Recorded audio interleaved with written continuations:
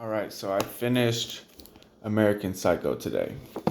American Psycho by Brett Easton Ellis. And it was interesting. It was really interesting. And some parts it seemed kind of boring and like it was just dragging on. Some sections, like, he spends a lot of time hyper focused on what the other people in the clubs are wearing, like dissecting their suits by what designers, what exactly they're wearing, and it goes on and on, like pages about this stuff. And they spend a lot of time in dialogue at restaurants talking about their food. And you would expect to get some kind of sense of the relationships between these characters out of their meal together. They're breaking bread, they're spending time together. It's like a human, intimate thing, right? They're eating. But the style that he writes with is like completely emotionless.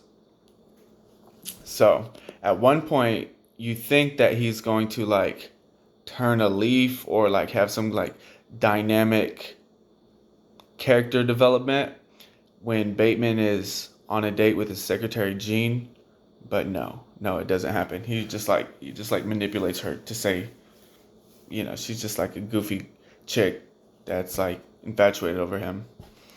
But it wasn't a whole lot different from the movie. I actually didn't see the end of the movie. I only saw half the movie. But it was pretty spot on.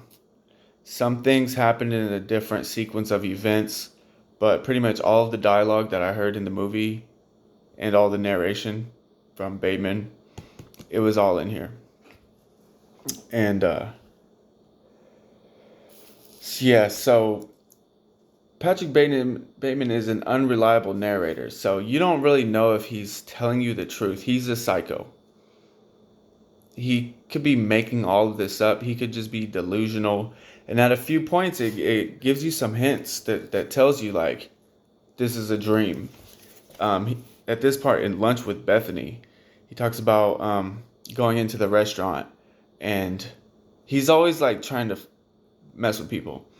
So he smokes cigars, but he's at this restaurant, so he wants to ask for a non-smoking section to bother somebody, just to like manipulate somebody, just to one up anybody and everybody he can all the time.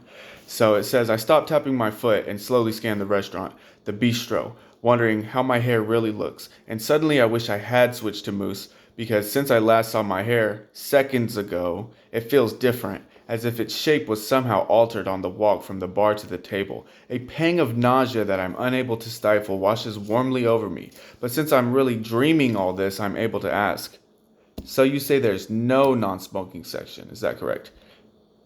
Right there. Since I'm dreaming all of this, I'm able to ask. So it says right there he's dreaming. And then another section,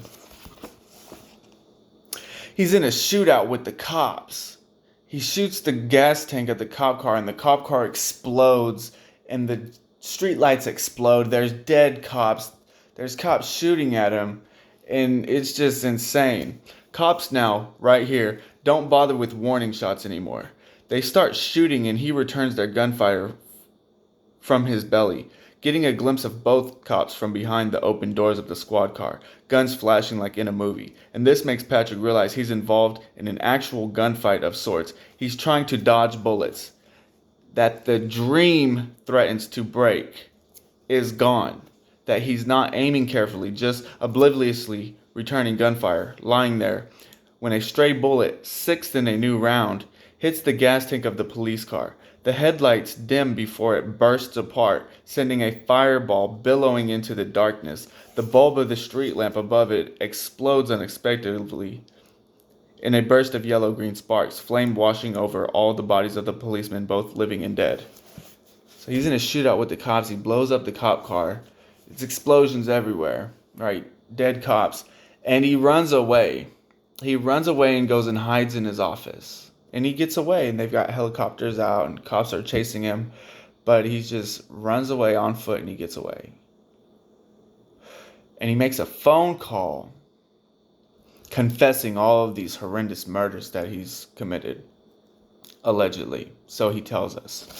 He makes a phone call to this English dude, and leaves this long. I didn't bookmark this spot, but he makes this long confession about killing one of his coworkers, one of his colleagues, Owen, Paul Owen. And the movie is called Paul Allen.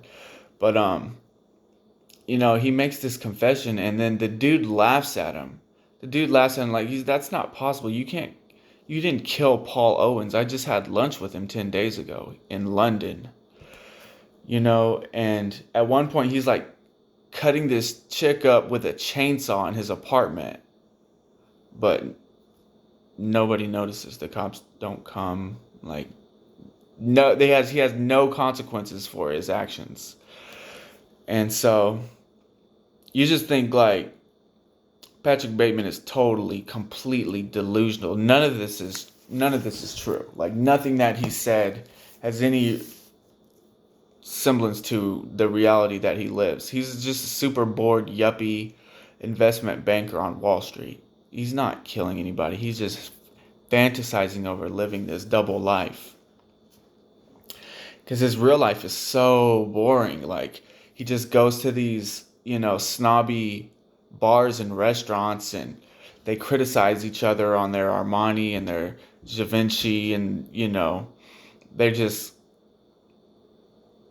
like criticizing it. They're super shallow, super materialistic, superficial, and his life is super boring. He's just an investment banker on Wall Street, and he's just a yuppie, and so he imagines these things. But he doesn't tell you he imagines these things. It's narrated in the first person present tense, like this is what's happening now. But this is just his fantasies. It's a little bit more graphic than what I seen in the movie. It's more, the sex scenes are it's horrendous. It's disgusting. It's terrible. It's really bad. It's really bad. So, and then some of it, he does those things where he does the critique of the pop artists. There's like a few of them. He does Phil Collins, Whitney Houston, Huey Lewis and the Blues. Like he does these critiques, like just like in the movie, except they're long. They're super long and drawn out in the books. Like they're entire chapters. And so it was a lot like the movie. And so I just wanted to say this, like, if you're thinking about reading American Psycho, like you think you're missing something, you're not missing much. You're not really missing much. Just watch the movie. I could have definitely lived without reading this book, but it's a piece of work, man. It's a piece of work. It's kind of interesting. Like, after I first finished it, when I very first finished it, I'm like, well, this was stupid. Like, I just wasted like 20 hours of my life. But after having thought about it for a while, I'm like, well, it is pretty interesting. It's pretty funny. It's pretty ironic.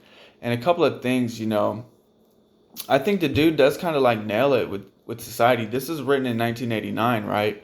But here we are in 2023, and some of the things are still pretty relevant. Like, at one point, Bateman is out with Evelyn, his girlfriend, and he's like breaking up with her. And she's like, what do you want me to do? What can I do? What do you want from me? And he's like, well, I'm 27. I don't want to be tied down with a relationship. I don't want to be tied down. Like, you're 27, bro. You're not 16. But people think like that. I don't want to be tied down with a relationship. Like, bro, what are you actually gonna do? Anyways. And then there's another part that's pretty funny, and she's like, he like asked her to call him king. She's like, what do you want from me? He's like, call me king. I want to be called king. And like, you literally see that on social media. Like, dudes like, what's up, king? My pronouns are king, sir. And so I thought that was pretty ironic. That's like directly from American Psycho. And there's a couple of other points that I'm not nailing right now, but American Psycho, if you got nothing better to do, read it.